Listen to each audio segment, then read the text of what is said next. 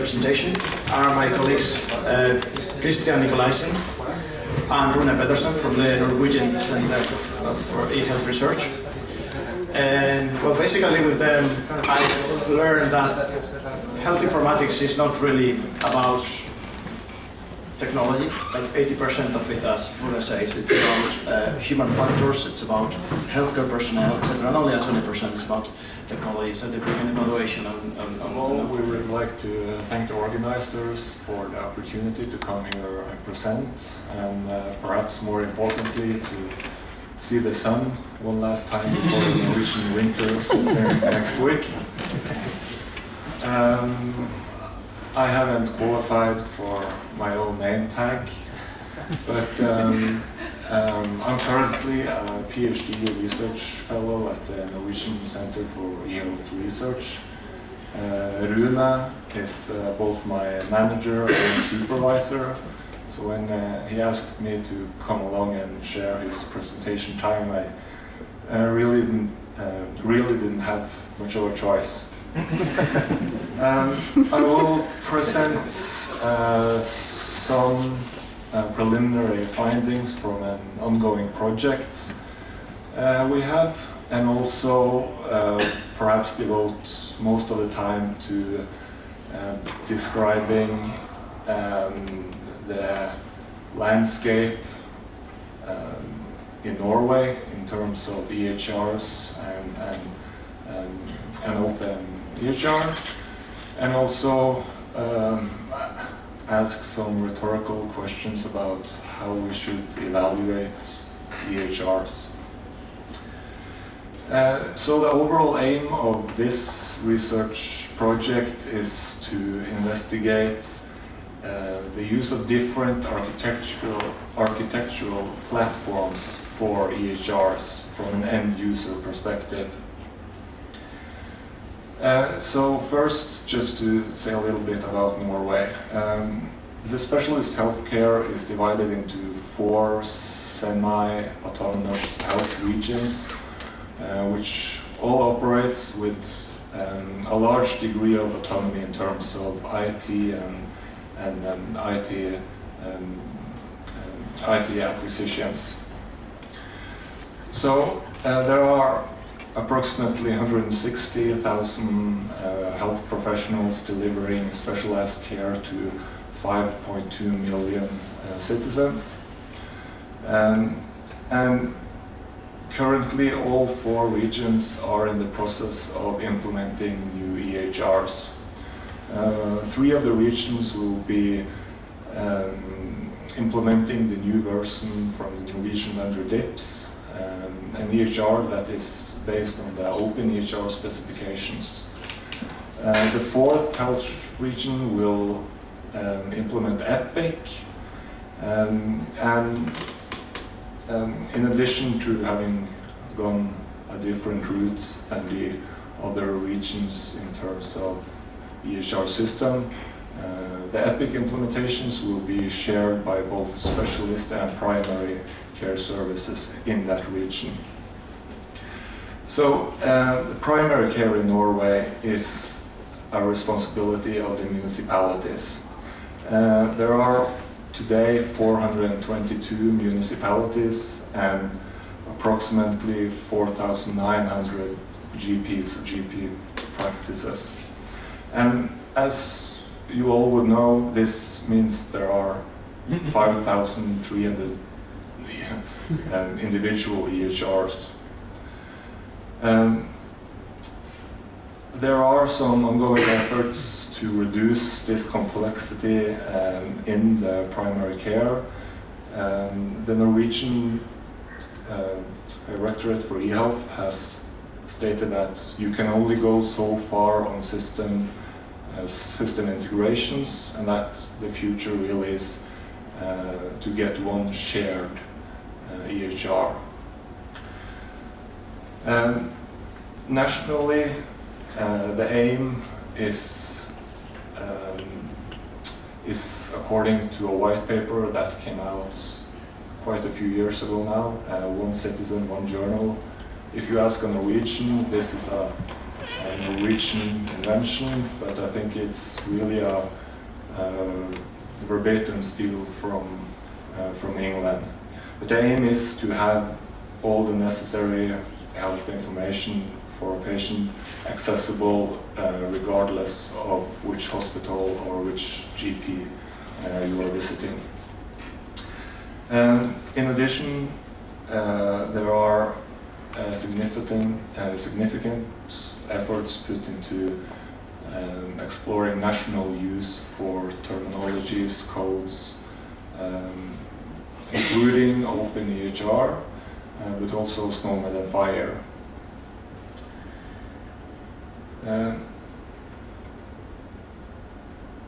Yeah, so for all practical purposes, we are looking at a complete new EHR landscape in Norway, both for specialist healthcare and down the road also for primary care. Now, the new version of VIPS, the vendor is moving from a classical closed system towards an open platform with the use of the OpenEHR specifications and the archetype data modeling. Epic is still considered a closed system using primarily proprietary technologies, and this puts the fourth region's choice of EHR in stark contrast to the other three. For this project, we needed a pragmatic way of categorizing systems as either open or closed. And while Judy Faulkner, the CEO of Epic, states that Epic is the most open system she knows of, I think she would face some resistance to that statement here. She just doesn't know many systems.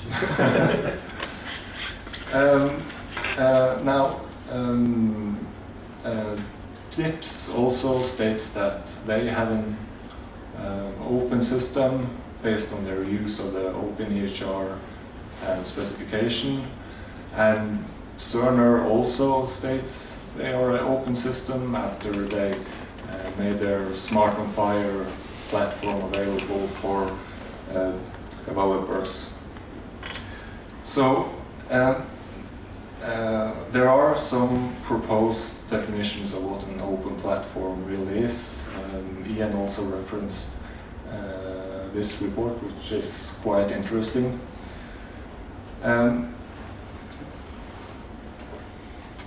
But there really lacks an objective method of categorizing systems as either open or closed. And I think it's more suitable to think of it on a spectrum ranging from open to closed. You can plot EHRs on a continuum on either side of a central line, depending on their qualities. For example, the use of open APIs or specification for information modeling. However, for this project, we needed a pragmatic way of labeling systems, but I have moderated myself to open-ish and closed-ish. Now, the Norwegian Center for Health Research has a long history of doing end-user focused research and regards that as an important focus in system evaluation. I used to work in the hospital, and I have since escaped that reality, but still have a lot of friends that still works there. And they have no idea what my current job is or what it entails, but every time they are having trouble with their IT, I get some sort of Snapchat or message. And here is a message generated by their current EHR, stating that an update is in progress followed by 3 exclamation marks and a cryptic code. And for the convenience of the user, it also says that the update usually takes 1, 2, 3. Not sure 1, 2, 3 what. But for clinicians, IT and their systems are one of the core tools they have in assessing and treating patients. So their perspective should of course be important in system evaluation. So last year we performed a survey among doctors and nurses in 3 major hospitals in Norway, and a majority stated that EHR provide good access to relevant and necessary information, and that it supported the clinical documentation process. In overall satisfaction with their EHR, respondents were equally divided between good and bad, while a large majority felt that they had no ability to influence system functionality and choice of systems. So based on prior research and experience, we identified 5 main topics that we wanted to explore in this project. Information exchange, documenting patient information, retrieving patient information, third-party applications, and adaptability of the system after it has been implemented. And we also identified 3 European hospitals that to some degree are relatable to the Norwegian landscape. We arranged visits to all of them and had workflow demonstration and performed in total 6 interviews. It was Edinburgh's hospital in Cambridge, which has been using Epic since 2014. Hospital de Denia in Spain, which implemented Cerner in 2009, and Ljubljana's Children's Hospital in Slovenia, which has had Marand since 2010. And as mentioned, Marand is another EHR vendor that uses the OpenEHR specification. So we are currently in the process of analyzing interview data and have recorded a few recurring themes.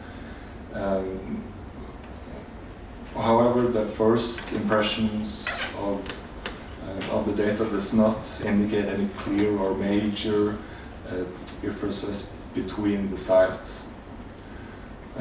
Overall, respondents were satisfied with their EHR despite some small annoyances, and expressed that their EHR provided all the necessary functionality with relative ease.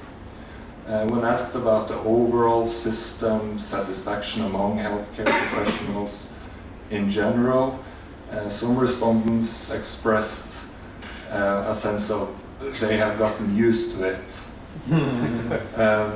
And indicated that initial user resistance were declining.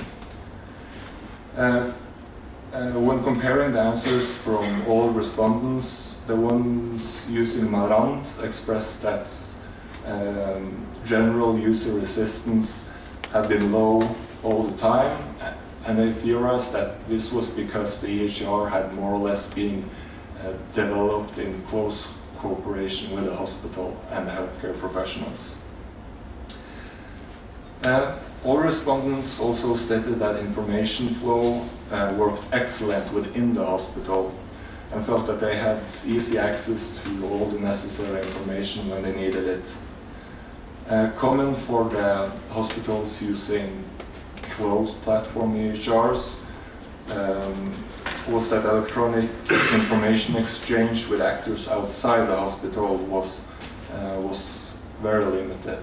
For example, GPs or home care. This was usually done either through use of telephone or or email functionality, at best something integrated with the EHR. In Slovenia, information exchange worked more seamlessly, as they have implemented a national platform based on OpenEHR and XDS for data sharing between actors.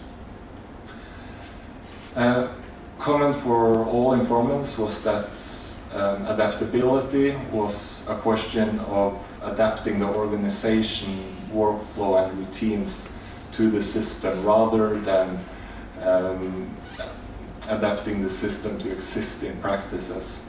And they all stressed the importance of really investigating and mapping existing needs before implementing a new EHR in order to fully understand how the new system would affect the healthcare professionals. And the possibility for clinicians to submit their wishes for new functionality and have that assessed and implemented fast was something they valued and highlighted as very important. And we're comparing the different systems we looked at. It seems that the hospitals using the closed platform EHRs had more comprehensive and professionalized routines for this. In practice, bridging the gap between users and developers in quite a large degree. In comparison, the hospital with the open platform had a more ad hoc based approach to this. And while the first impressions from the interviews indicate that healthcare professionals are very interested in the functionality of their EHR, the way the EHR exchanges information and the possibility to influence and configure the system to their needs.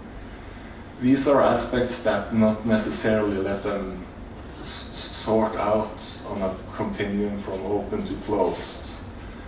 And while the final analysis of the interview data may of course provide patterns that we have not seen yet, if the research provides us zero finding results, we are stranded with some fundamental questions. Is the categorization of system on an open-close continuum relevant at the end-user level? And which aspects of the platform characteristics are relevant for the system adoption at the user level? And overall, how do we effectively evaluate and compare different EHR systems? And now Rune will answer all of these questions. Thank you.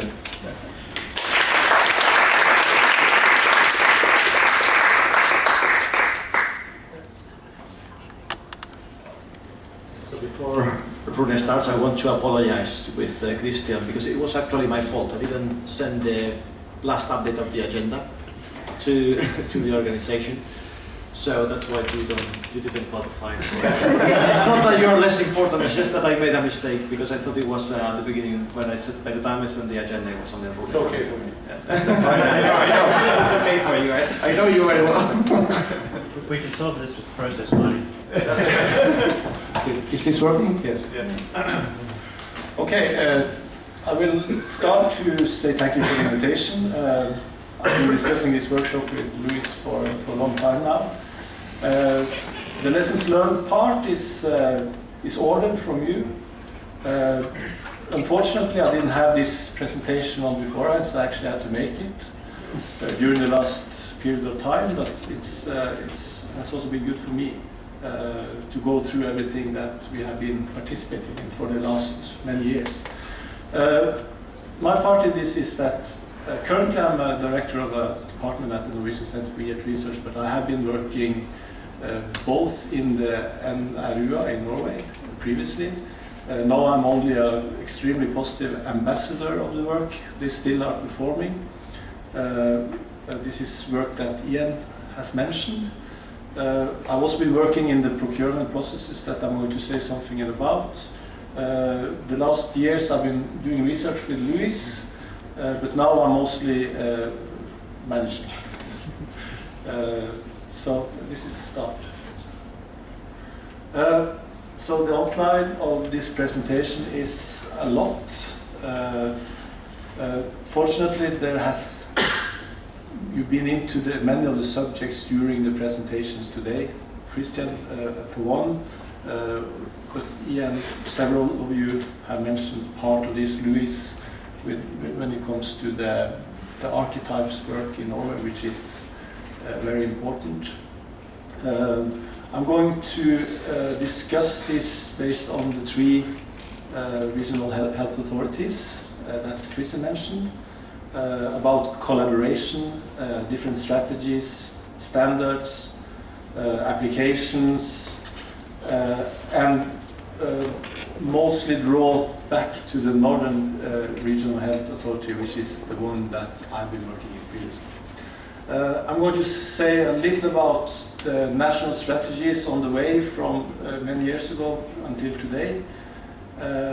And last, I'm going to pick up where Kristian started. Kristian's project, or the project that we have been working on, is partly to see what we are going to evaluate when we are starting the evaluation of the implementation processes in all the 4 regions in Norway.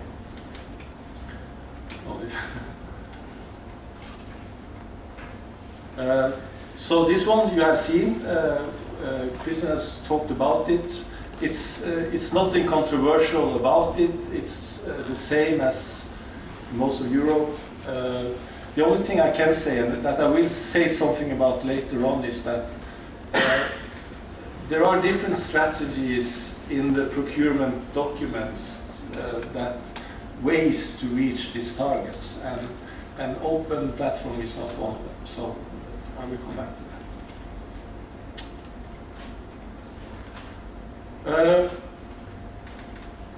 As I said, empirically I draw on the Northern Norwegian Health Regions project, where they are implementing this OpenEHR-based system DIPS Arena. I'm going to say something about my own experience with working with archetypes. I'm going to say something about the research center's cooperation with the government and directorates, and some about the collaboration between the 3 regions using DIPS. And in the end also Helseplattformen, the system or the region that is starting to implement EPIC these days. So this is how Norway looks like these days. On this side you have Helseplattformen that has procured EPIC, and as Kristian said, they are going to use this in 82 municipalities, 7 hospitals, and they are starting to implement in 2 years after 2 years of planning. I guess for the government and for the strategy, once it's in one health record, this is like the pilot for how they look this is going to be. The other 2 regions are, as said, working with DIPS. On top of that, the Directorate of EHRs is starting a procurement process that they are called AXON, which are going to provide primary healthcare with new systems. And I think the strategy of that procurement process looks very similar to the one that ended with EPIC in the middle region of Norway. They have not opened for vendors of open platform solutions to actually be a part of this, which I think is a First, I had a presentation at MedInfo about one other project that I just want to say briefly about, if any of you would like to participate in any way. We are working towards one of the 53 national quality registers in Norway. So the quality registers are harvesting information of all citizens in Norway. One of them is a register for back surgery, and this is the one that we are working towards, trying to automate the harvesting of information. It's very interesting. It's both, of course, some generic information, but and also a lot of clinical, very specific information, but it's also prompt data that's a part of it. In the end, I think that this is a very good example of clinical decision support, how it should work. If you think that if you manage to harvest the information using archetype from the systems and the patient goes into the quality register and comes back to the EHR system as clearly process and decision support for clinicians. So if any of you have something you would like to discuss around this, it would be great. Ongoing project. Now I'm going back to the program. We started in 2011 actually, but in 2012 DIPS won the procurement process in the northern region, and they gave us DIPS Arena. And this was the start of OpenEHR in Norway.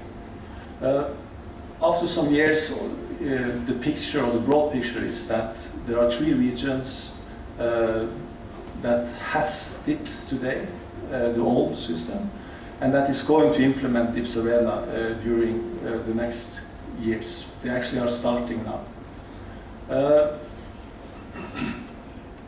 Unfortunately, there are very different strategies. The Western region have, for instance, both or that DIPS is going to deliver the structured part of the EHR system, which is really good, because then it's done in cooperation with the region. On the other hand, there is the region has not yet, at least, planned how this is going to, or if it's going to be standardized across the regions. And this ends also in the last part of this slide, where it says that the health authorities have a common strategy, but it's too vague, and they have to step up and really start to cooperate. In the north, structure was not a part of the planning projects from 2012 to 2017. That part of the project never started. We had a pilot with surgery, help me with the word, planning of surgery, and it was a really interesting project. But the thing is that they piloted it in a very small environment. It never reached out to the clinicians. And I think that in the end of this presentation, the clinicians is like the main thing here. The most important thing is to get the clinicians to participate everywhere, and that has not happened, unfortunately. In the southern region, they are behind, but in the end, I think they will step up and be a part of this. Yes. And on top of this, the regions also have different risk packs system, different electronic charge systems, and different specialist support systems that are going to be integrated with this EHR in the end.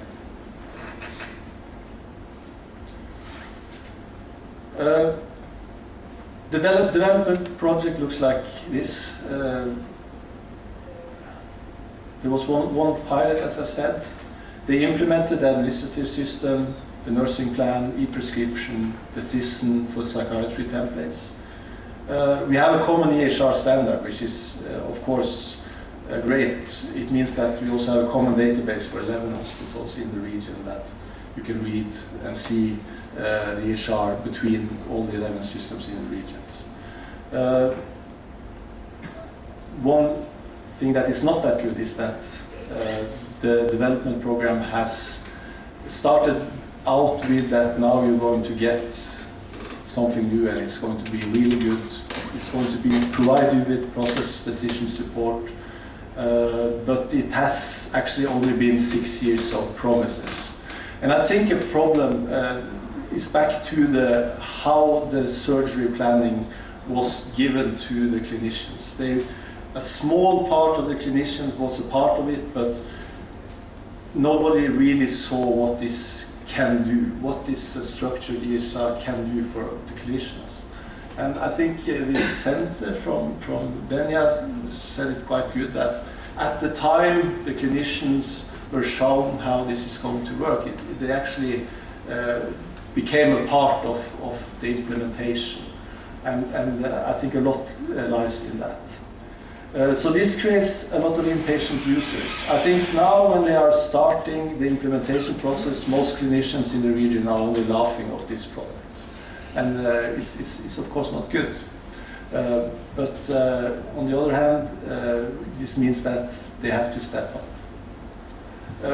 The last, some delay, of course, also caused by the vendor.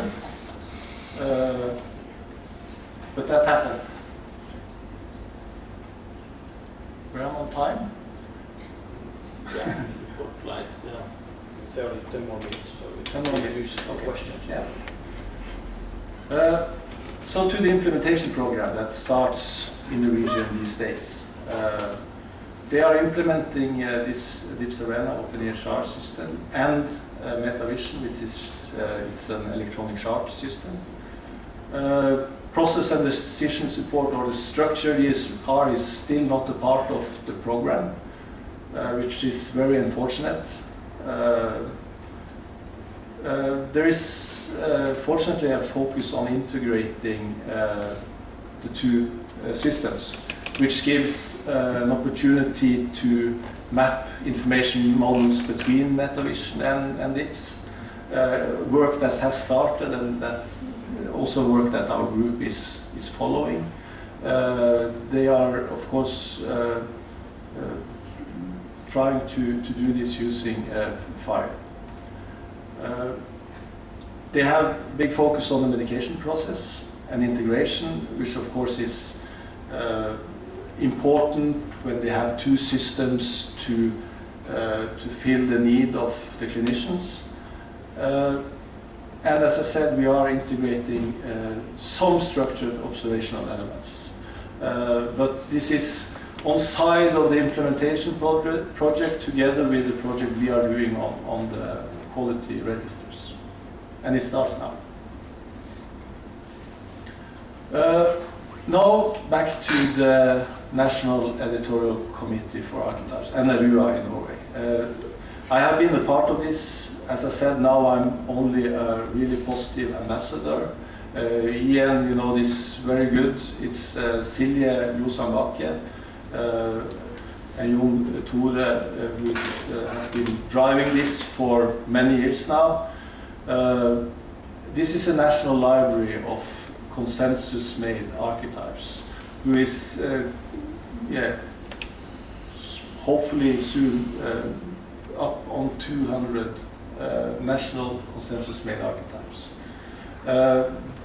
This is really important work.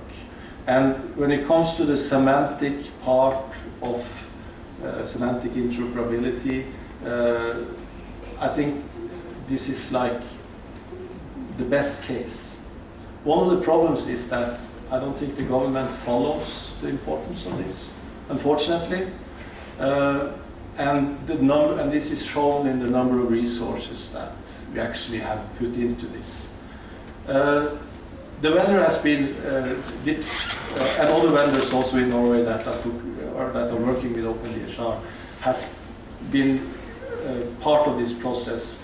In my opinion, I think that DIPS could have been even more into this, pushing it and pushing the actually to try to get these archetypes into action.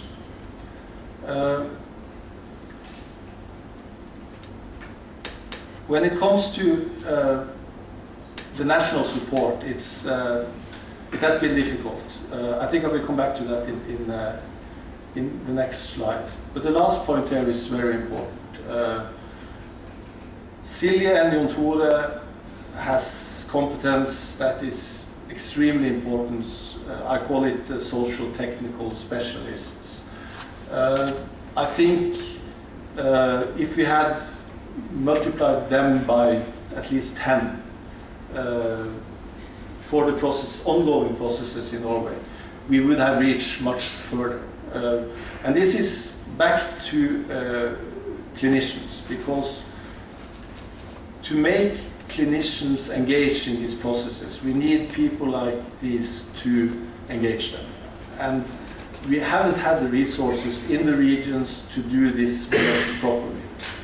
On the other hand, we didn't have the support from the government either, so that has made this even more difficult. So then to the Directorate of eHealth.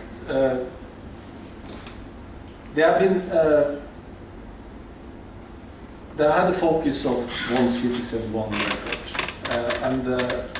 and which also means that they have focused on what has been going on in the middle region of Norway.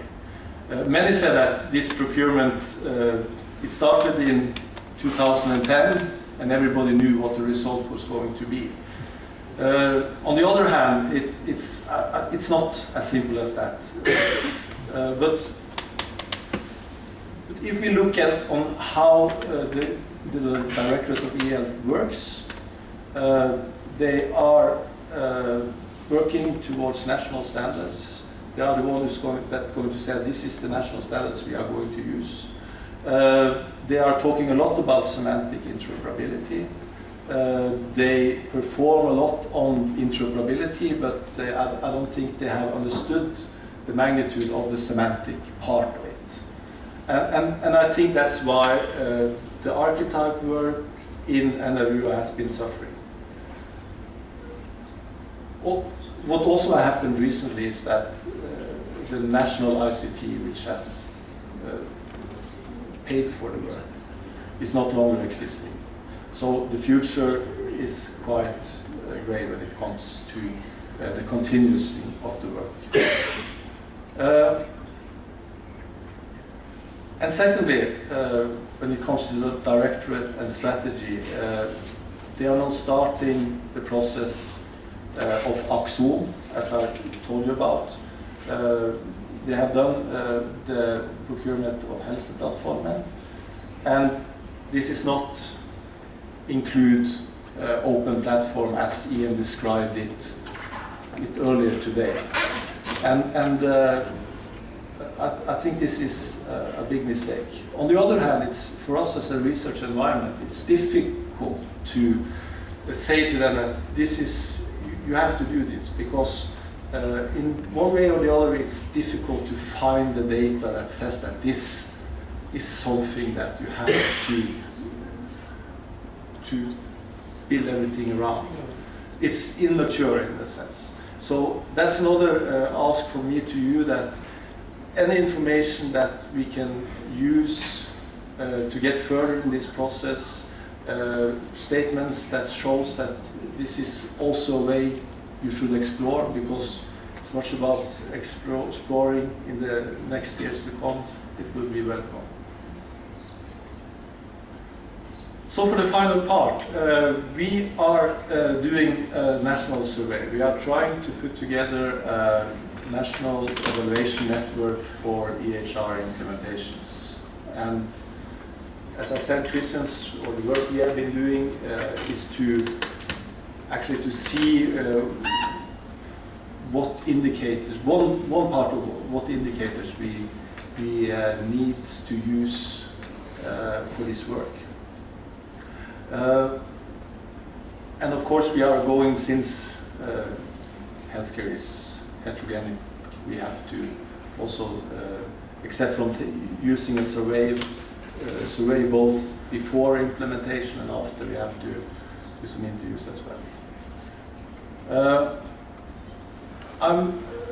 Our research center is a part of NERN, which is Nordic eHealth Research Network, that works with common indicator also in between the Nordic countries. So we are not only trying to do the impossible in Norway, but we are actually trying to do the impossible in the Nordic countries. I guess that this is very interesting. We use a model from Price and Lau towards evidence-informed policies, which goes from availability, system use, clinical health behavior, and the measuring of outcomes. And I don't know where, this is not done many places, so I find this interesting. The clinical adoption meta model, CAM, has been developed with 4 dimensions that relates to the situation after a system has been implemented. The dimensions also depend on each other. An EHR system must be available before it can be used.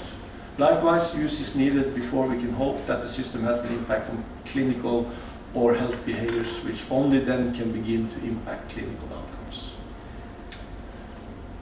You should nod your head, yeah. Yes, 1 minute. I think it's my last slide. So,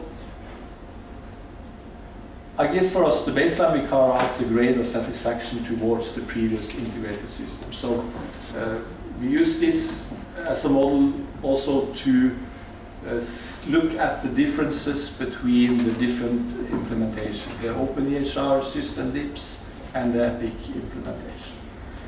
We look at availability, time for the system to become usable, to reach the production level at 0. That the most procurement has much higher targets for their implementation, but in time they are happy if they reach the 0 level of the previous system.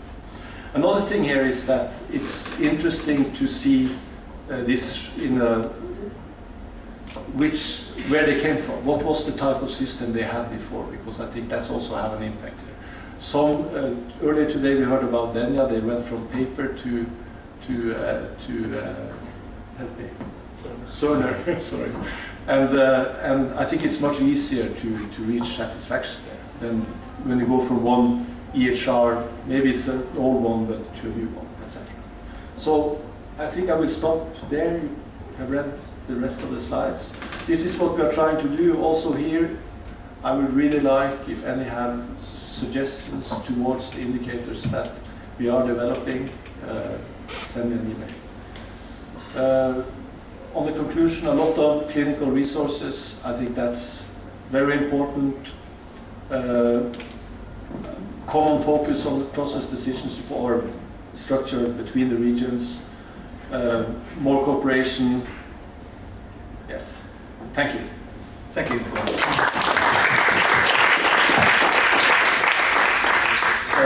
Thank you very much, Kristian and Rune. I apologize once again for the mistake. It was totally my fault. So I think it was very interesting, the presentation, because I'd really like to get some human factors on our technical views. I think we could now jump into the discussion directly, instead of having the question for this and then the discussion. So you can pose the questions first. This is a good work, or good kind of work that needs to be done everywhere, and it needs to be done, critically. People who think they maybe did something like me, in producing some kind of side of the solution, aren't good at this kind of thing. It needs to be kind of critically evaluated by people with a scientific, skeptical point of view. Anyway, a couple of things come to mind that I think are useful to track or to use as criteria for evaluation. I don't know about openness and users. I think that's probably the weakest link to openness, and I could be wrong, maybe you'll prove that wrong, so that's fine. The thing that, there's two things. One is in procurement, if you agree with the general idea of being able to procure on the basis of an open platform, what does that mean? Well, a platform is something that consists of components of some kind, like let's say a services kind of architecture where you can identify what the different services are, and you could potentially procure them separately, or even if you can't procure them separately, that they still exist, and the procurement side can actually state as a requirement what the interfaces are, what the clinical models or some other similar artifacts like terminology, what they are. And even if the respondent is somebody like Cerner, who just has a giant black box, actually Cerner's getting better these days, but nevertheless, even if one of those companies comes along, there's nothing to stop the government or a health authority saying, well, okay, you're Cerner, this is still our requirement, and if you want to deliver the EHR, the demographics and the terminology earlier, and we can wait a little bit for the decision support, yeah, we can talk about that. But you're going to have to do these interfaces or we're not going to consider your product. So that's a way of doing procurement based on an open platform. That's what it changes, because the old way of doing procurement is a 150,000 page document with a gigantic Excel spreadsheet with just lots of rows of requirements, and they're all sort of functional requirements, like the clinician will be able to hit button X and something will come on the screen showing the patient, the ID will be in the top left corner, so it's all just functional. The other thing to look at is adaptiveness and flexibility and being future-proof. So the thing that makes, if you ask the question, why do authorities and hospitals and so on buy a new EMR system when they already got one? Why do EMR systems get old? It's because they get inflexible. It's not really because they're using some old Windows technology that looks out of date. Yeah, that's an excuse. The reason systems get inflexible is because they can no longer keep track, or that is, adapt to the ongoing list of new requirements, and those accumulate over time, so that you get this kind of divergence between what the system can do now and what the requirements are, and then in a year's time the requirements are over here and the system is still stuck here because it's getting prohibitively expensive to even make a very small number of changes to adapt. So systems that aren't adaptive, or at least where it's very, very expensive to keep them in track with the requirements that are always changing, that's why you replace them. So a core fundamental property of a system that's going to beat that whole equation, maybe not perfectly, but at least have a order of magnitude improvement, which is what we try to do in OpenEHR, and other people will judge. I'm not saying I think we achieve something, but other people can judge in a proper scientific way like you're doing. But that would be a thing to look at. But unfortunately what it means for your kind of study is you need to kind of have a 5-year time horizon to look at, what's the situation in 5 years and 10 years and this kind of thing. So it's not a short study. But that adaptiveness and future-proofness is a key property. So the openness comes there in the procurement and the longer-term equation rather than the immediate sort of, cognitive experience at the user interface. That's a whole different dimension. Can I shortly respond? You're totally right, and I think that's one of the really exciting things here, that the processes towards the implementation of these two products are totally different. DIPS has been working with the regions for 6-7 years towards the implementation. Hopefully, this on top of the work of what NLU has done with the national archetypes will show somewhere in the evaluation process. Hopefully that they are reaching a level of satisfaction from the clinicians on an earlier stage, for instance. We should imagine that, but this is one of the things that we really like to get some evidence on. Actually, there's a third thing. Just to give you a little picture of that implementation of Moran in Ljubljana Medical Center. The first system they delivered, was it nursing? I think about 1,000 pages of nursing documentation. Yeah. It's burned into my soul. Yeah, he did work on it. But I mean, you might correct me on the numbers, but the approximate equation was that Morand, as a normal engineering company, it took a lot of pain and building and doing stuff to produce the first, let's call it something the equivalent of a department or part of a hospital, and they had to build archetypes and they had clinical modelling expertise and all the rest of it. And the developers at Morand hated it, and why are we doing this weird stuff, and what's this archetype stuff, and we just want to go back to the relational database. But then they did the second department, which I think extended care or something like that. I might have the departments wrong, but anyway, it doesn't matter. But the second delivery took about 6 weeks or 8 weeks or some incredibly short amount of time. They reused most of the archetypes, they built a few more. They already had the system, I mean the main back end, because it deals with any archetypes or templates, they already had it. Now they probably had to put in a couple of extra data types that they didn't do, but you get the picture. So from a vendor's point of view, if you look at the economics of software, or let's say solution production, the first going from something to an open platform, I mean open is one open platform, but actually the argument is the same with anything else that's truly open, it's going to be a lot of pain. Because you're going to multi-level modelling and half the semantics aren't even in the software, so everybody's going to hate it. But then if they stick with it and do it properly, the first delivery they'll be like having a difficult childbirth, but the other ones will just pop out very, very quickly. And if you actually see that, it means that you're getting a very big economic advantage there as well, and it means that that kind of vendor is able to respond much more quickly. So we potentially would see that with a vendor like DIPS. They would be able to produce extra departments solutions in the hospital. Maybe the 6-year wait and all this stuff I can see. I know a little bit about it. I'm working a little bit with DIPS sometimes. But I hope that we would see, okay, they'll get after the first one, get the first one done, and the users will go, oh, okay, yeah, okay. And a year after that, or 2 years after that, then they'll start putting in extra departments, and they should be able to go in very, very quickly because their back end, it's the same kind of thing as what Morand and all of the other vendors and open source implementations have got. You can just throw more of the models at it, it'll just keep working. So then it's really just a case of volumetrics and performance and whether they've got big enough, hardware, all that sort of stuff, and that's easy to solve. So the vendor production equation, I don't know whether you can interrogate that in the study you're doing, maybe not, but it's a thing that you could potentially measure that tells you whether there's differences or not.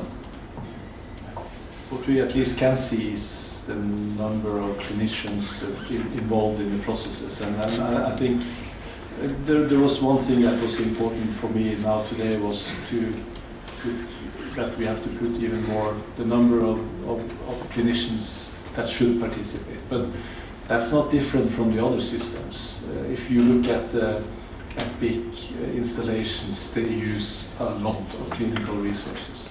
And being able to look into that as well, to see how many hours they actually use. I don't think the difference, there are differences, but maybe there are more of them on that side, but I think the period of time they are involved is also important, so I think it's a lot in that. Well, I suspect the answer, but do you expect or do you feel that in some way in the future they will try to kind of require even the use of archetypes that were developed, but of the contents of these archetypes even for other systems, for example for Epic, try to say, well, you don't have to use the archetype, but at least have this information? I remember, I think it was 4 years ago, me and Silje Bakke had, we even tried to go to Gartner and discuss the importance of the semantics when it comes to semantic interoperability, because in the government they was only talking about fire, and they still do, but it's for the interoperability part of it, sharing of information. And I think that the NRU, those who are working with the content of the information models are still working, and me too, or our environment, towards the government to try to enlighten them or inform them about how important this work is. Because we have a fragmented system portfolio in Norway, so we need a common semantic base, but we're not there yet. Okay. I will make a small comment and then along with. So I always say the same when we write reports for the government and we get these questions. I'm not that worried if they don't build archetype-based systems, but at least they could recognize the value of a library such as the CKM, which has so many validated artifacts. And even if you don't like ADL or you don't like the archetype technology, well, that is actually an ontology of clinical models. Might be an implicit ontology, not in the formal computer science way, but it's a big source of knowledge that is extremely useful when you are creating any kind of system. So that's for me the message I try to give to these people that is skeptic and so on. They just don't close your eyes, just try to at least have a look at this and recognize that it's a way of requirement gathering. Yes. And when they see this, they are also going to see much more, so to say. Yeah, I'm almost saying the same thing. So I've had the opportunity, obviously most of my work is working with OpenEHR and the clinical modelling and the process and the kind of philosophy around that, which is kind of open source type governance. You know, there's nobody in OpenEHR that says you must use this archetype. We're not a standards body like that. It's much more, we think this is the best goddamn archetype for allergies that we can do. Use it if you want, please use it. You know, but if you want to do your own, then do your own. So it's not a diktat. What we've got though is this methodology of allowing people to pump out these things at scale and in a way that engages a wider group of clinicians and tries to capture as many requirements as we can. And that's because, in a sense, because this is about building systems, we are sort of having to boil the ocean. You know, people say, I'm not trying to boil the ocean. Well, we kind of are, a little bit at a time. You know, we're saying anything is legitimate. If you want to build a little app and it needs a new kind of data model, well, yeah, you use OpenEHR. If you look at the contrast is with the FAR community, you're starting from a different place of, we're only trying to do exchange of the really limited high value things, which is where they started. It's where their methodologies sit. Once you try to extend that into boiling the ocean, it starts to get very, very hard. And we had that process in the UK. You need tooling.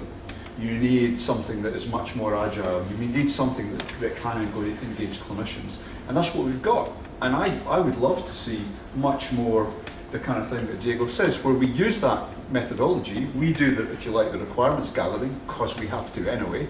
And then if somebody wants to turn these into FAR profiles, that's the easy bit. That's the technical bit. You know, it's a bit of grunt work, or if you're clever like Diego, you do it automatically.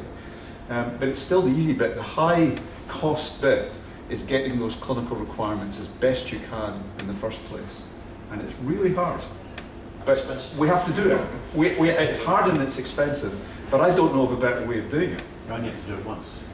Well, ish. Yeah, well, and that's the important thing. It is ish. We hope most of it is done once. And the medication models that the DIPS guys are about to use are exactly the same ones that are working in Ljubljana. They're working in live systems in Moscow. The GP system that I showed you earlier, that's running on the same models. That's the goal. You know, we can do it, and increasingly over time we'll get there.